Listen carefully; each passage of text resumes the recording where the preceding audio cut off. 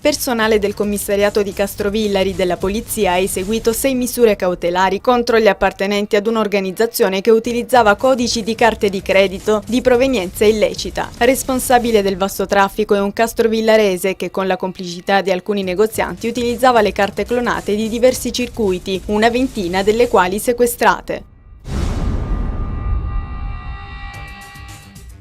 I carabinieri hanno arrestato questa mattina un 33enne di Cosenza, Aldo Reda. L'uomo era in possesso di circa 2 kg di hashish e di una pistola calibro 9 nascosta nel bagno della sua casa in via Popilia. Rinvenuti anche 1.800 euro in contanti e un assegno di 100 euro. Il COISP, sindacato indipendente di polizia, oggi ha manifestato davanti alla questura di Catanzaro per portare ancora una volta in piazza il malcontento delle donne e degli uomini della Polizia di Stato, con loro anche Giuseppe Brugnano, portavoce nazionale del segretario generale. La protesta per chiedere le dimissioni di Berlusconi e dei suoi uomini che hanno messo la sicurezza delle città all'ultimo posto dell'agenda di governo, pugnalando le forze dell'ordine alle spalle.